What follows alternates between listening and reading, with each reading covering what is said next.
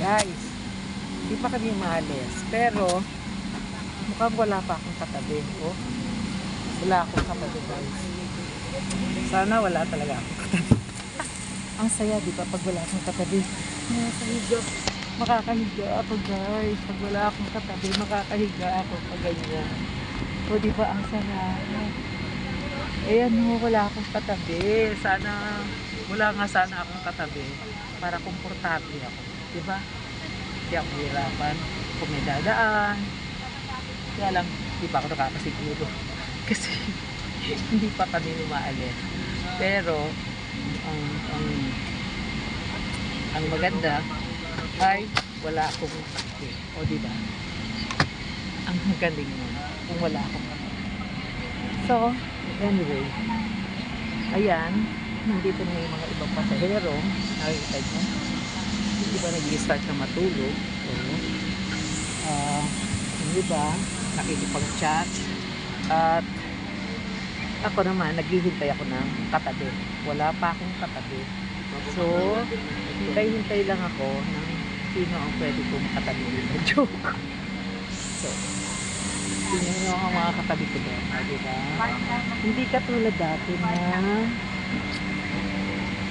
alam nyo dati, puno kami. Blockbuster. Ngayon ay, naku, pinaparedy na ako do sleep po. Paano ako makaka-ready ng sleep? Hindi pa nga kami umaalis, diba? Anyway, nakita niyo ba doon?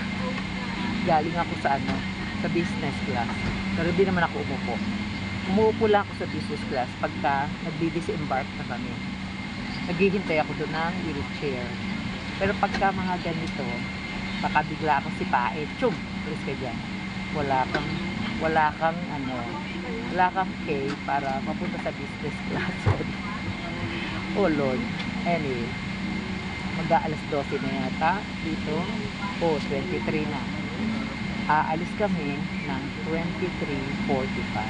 Tingnan natin kung wala akong makakatabi. Yan. Oh, diba? Ang saya. Wala akong katabi. Ang saya. Kung wala, hindi marami pa yata hulihintay. Anyway, yun na lang yung panalangin ko. Sana ay wala akong katabi para maluwag. Maiangat ko yung pa ako o kaya makakahiga ako dahil ko pa nasa business class. Joke lang. So, ito, nalangin ako na malwalhati kami makakabalik sa Pilipinas. Katulong natin Panginoong may kapal. At syempre, hihipuin niya ang aming mga piloto na kami ay maging safe at maayos yung paglipad sa plano at makababalik kami maayos. Yan. So, karamihan dito ngayon, alam nyo guys, karamihan dito, yung mga bumabalik na galing sa pagbabakasyon from the Lenten season. At yung mga senior citizen. Ewan ko, bakit gusto nyo sa Pilipinas? Ang init, diba? Ang init-init. Bakit? Wala lang. Katulad lang siguro ng biyanan ko na gusto niyang bumalik sa Pilipinas. At siyempre, masaya siya doon dahil marami siyang takwentuhan. Yan. Kaya lang, sarap buhay ni nanay dito. Napakasarap. Katulad ng mga senior na yan. Yung mga senior na yan, oh. Diba? Yung mga senior na yan. Ako po. Sarap buhay sila talaga. Well, anyway. Malapit na kami umalis. At sana wala ako katabi. O diba ang saya? Wala sana akong katabi. Dahil makakahiga ako. O diba? Makakahiga ang lola nyo dito sa eroplano pag wala ako katabi. Pero antay-antay lang ako. Baka naman mamaya bigla ako may katabi. So guys, salamat sa pagsama nyo. Ayan na, ang mga Pilipino.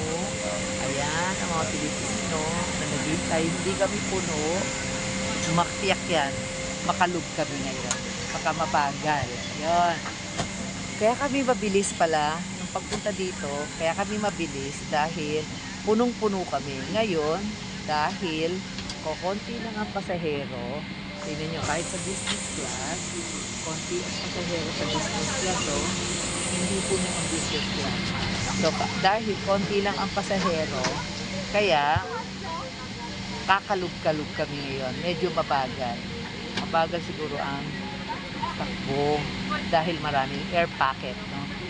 At sana maging maganda din yung weather. So, pray for us, guys.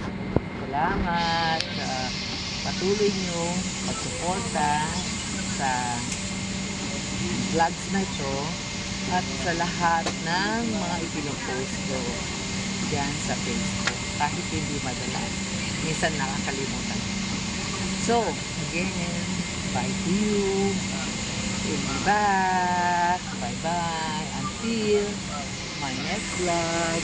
So, ang konti namin. Gusto nyo ang konti. Mga Pilipino. Samantalang una yan, dami namin. Bayou. Mwah. So, see you, Philippines. See you, Manila. See you, City of San Pedro. And most of all, see you, my daughter, Alvira. Karabayu.